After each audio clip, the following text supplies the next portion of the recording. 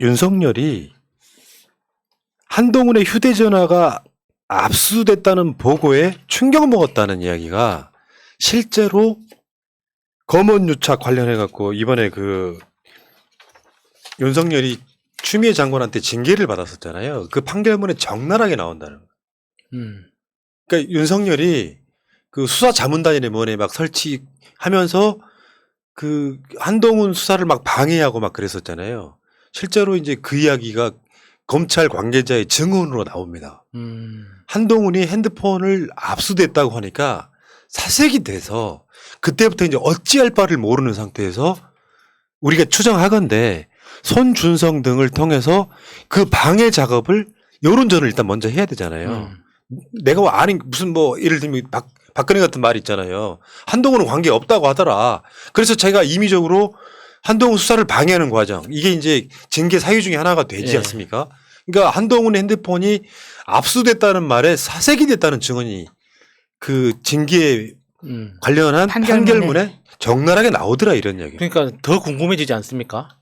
한동훈하고 도대체 어떤 이야기를 나눴길래 그러니까. 한동훈하고 카톡으로 어떤 이야기를 나눴길래 그렇게 사색이 되는가. 그런데 이제 그 윤석열은 한동훈 핸드폰이 압수됐다는 소식을 듣는 그 순간에는 비밀번호가 20자리다라는 사실을 몰랐겠죠. 그러니까 지가 평소에 하는 것처럼 4자리 번호나 패턴, 그 간단한 패턴으로 이렇게 해놨지 않았을까. 그러니까 금방 풀릴 거라고 생각하고 사색이 됐을 텐데 이제 알고 보니까 비밀번호가 20자리라네.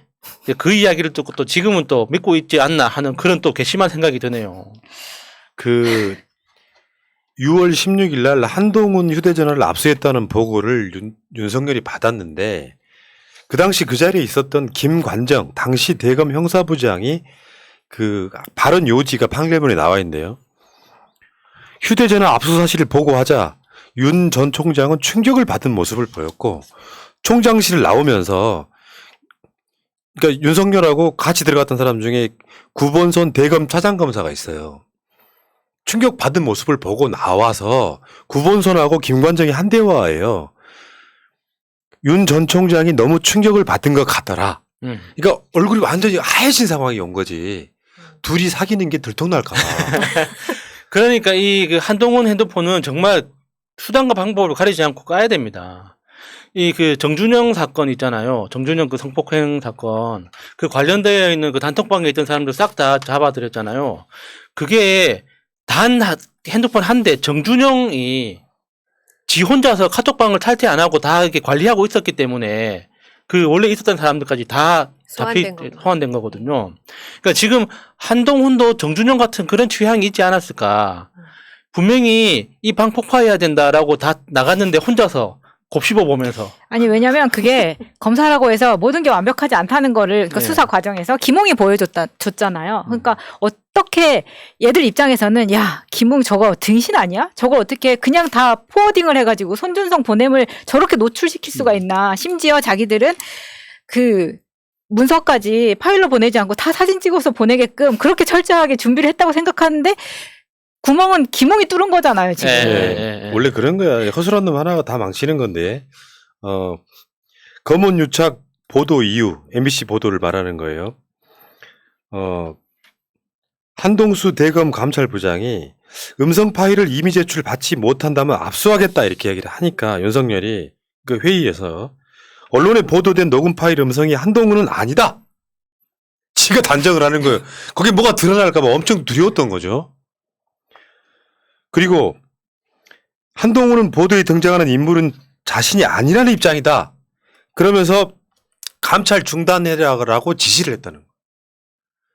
한동훈에 대해서 뭔가 드러나는 게 엄청 두려웠던 윤석열은 사실 한번 떨듯이 떨었던 거 아까 말씀하신 것처럼 한동훈 아이폰 비번이 20짜리라는 소리에 잠깐 한숨을 놓은 상태가 지금까지 진행 중인 거야. 예, 그렇죠. 아니 근데 진짜 그 우리가 알고 있는 사건들 말고도 엄청난 비리들이 그 안에 다 들어있을 거라고 생각합니다. 근데 그 와중에 그걸 막기 위해서 정말 괘씸한 것은 이때 조국 장관에 대한 공격이라던가 추미애 장관 아들에 대한 맹폭 이때 할 때잖아요. 아무것도 아닌 거 가지고 무슨 병장회의 같은 거 이렇게 언론에 띄워가지고 했을 때가 이때이기 때문에 이거는 검찰과 언론이 하나 돼가지고 지금 진짜 나라를 망해먹을 뻔했던 사건이에요. 예.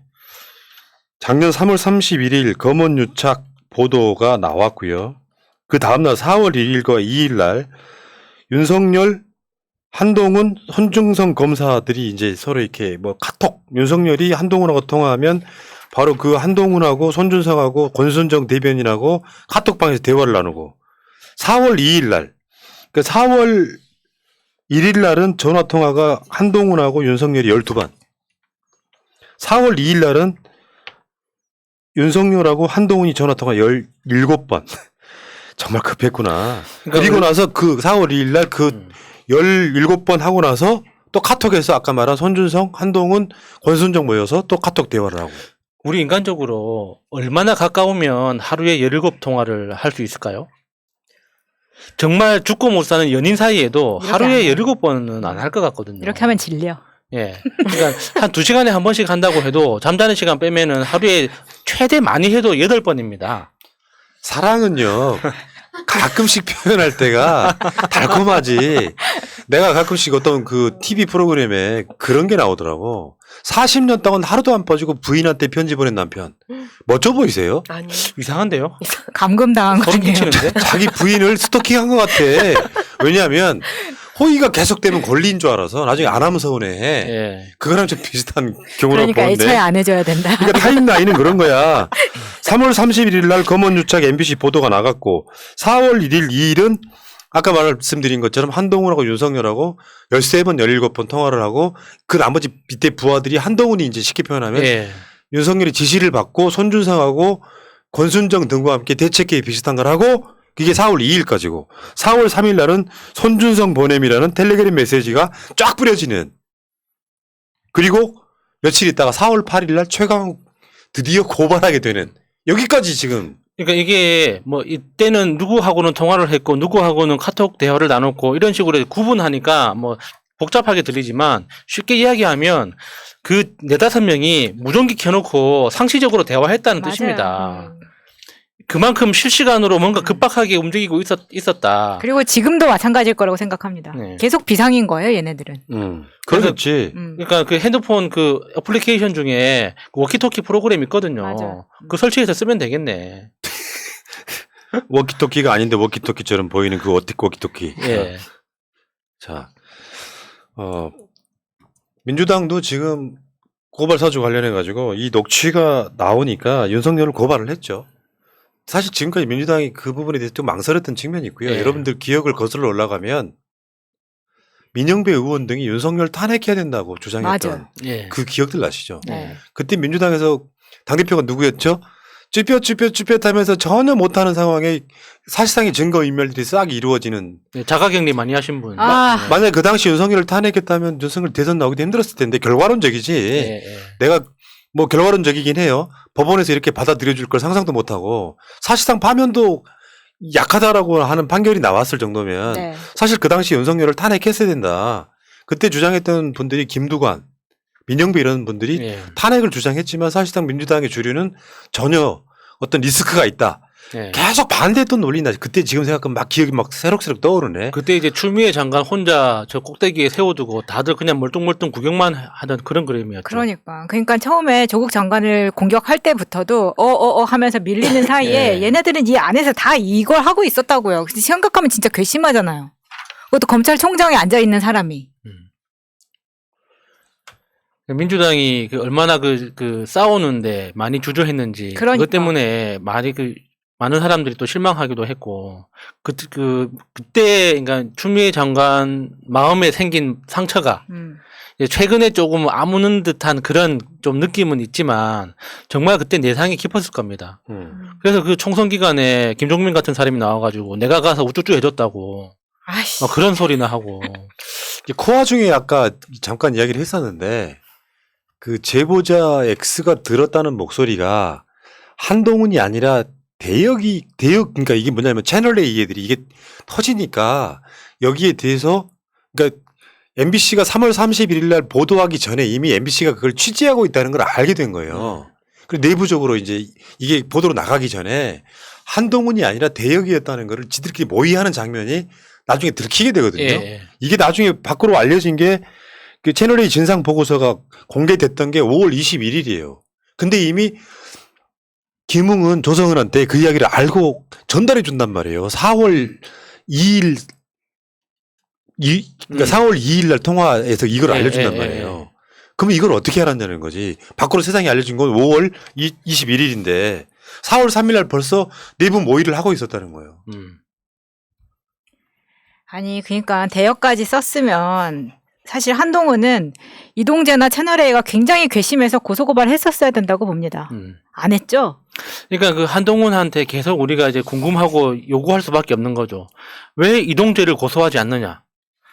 그 한동훈이라는 그 고귀한 이름을 마음대로 막 짓거리고 팔아먹고 다녔는데도 불구하고 그 명백한 범죄에 대해서 어떤 법적 조치도 취하지 않습니다. 그리고 그렇게 대여까지 썼던 채널A가 경작 검찰의 압수수색 받을 때는 언론 지켜달라고 언론 팔짱 끼고 언론 탄압이라고 연좌식이라고 안 했잖아요. 이런 건 어떻게 이게 말이 안 맞는다는 거예요. 정말 글자 그대로 엉망진창이에요, 전부 다. 그러니까 이 사건 터질 때 그놈들이 원래 스킬이죠. 검사와 언론이 유착해서 민주당이 선거를 망하게 할 목적으로 선거 개입에 공작을 했는데 요거를 정원 유착이다. 민주당하고 MBC가 서로 공모해가지고 검찰을 탄압한다 프레임으로 그 당시 여러분들 조중동 등이 얼마나 많은 보도를 했습니까? 심지어 최근에 윤석열 그러니까 김웅 녹취가 나왔다고 하니까 거긴 윤석열이 없었다라고 엄청 쉴드 쳤는데 윤석열이 이번에 녹취 보면 3번이 나온답니다. 3번이. 네. 많게는 5번까지도 나온다고 하는데요. 네, 이게 같은 편이 아니라면 언론이 이렇게까지 쉴드 쳐줄 수가 있나요? 저는 아니라고 생각해요. 같은 편이 아니라 이건 완전히 동일범이죠, 완전히. 네, 그러니까 언론 보도 태도가 정말 이해가 안 되는 게 이 정도의 증거가 나왔으면 그러니까 윤석열이 머리다라는 전제로 어떤 분석을 이끌어내야 되는데 항상 모든 기사의 결론은 그래서 아직 의혹이 남아있다는 거예요. 이 정도 증거가 나왔는데 도대체 무슨 의혹이 남아있는 겁니까? 그러니까 기자들이 보기에는 이게 아직도 윤석열은 이렇게 했을 리가 없다는 걸 전제로 지금 모든 이야기를 꾸미니까 결론이 그런 식으로 나는 거예요. 그러니까 기자들이 언론들이 원하는 대한민국의 우리 사회의 모습이 무엇인지 어떤 것인지 정말 궁금합니다, 진짜. 그냥 한 편 먹은 선수들이 사실상 국민의힘이나 검찰 편에 서가지고 없는 그건 뉴스가 아니잖아요. 가짜 뉴스도 실수로 나가는 뉴스가 있고 알면서도 거짓말하는 건 이게 사기꾼들이지 무슨 언론입니까? 여기 합세해가지고 검언 카르텔이 대장동도 마찬가지예요. 대장동은 저는 검사 게이트라고 보는데 지금 드러난 인물들을 보면 그런 것들이 다 그런 방식으로 해서 이루어지고 있다. 기존 기득권 악마들의 이런 행패에 가까운 건데 지금 생각하면 추미애 장관이 얼마나 외로웠겠냐. 그렇죠. 민주당에서마저도 쭈뼛쭈뼛하거나 그러니까 악의성이 없었다고 치더라도 악의를 갖고 이거를 분석을 하면 오히려 검찰을 도와준 사람들도 민주당 내부에 있었다라는 느낌까지 있잖아요. 그게 이제 추미애 장관 입장에서는 얼마나 억울하겠냐 이런 생각도 좀 들고 그렇습니다. 예. 자, 1부는 여기서 마치고요.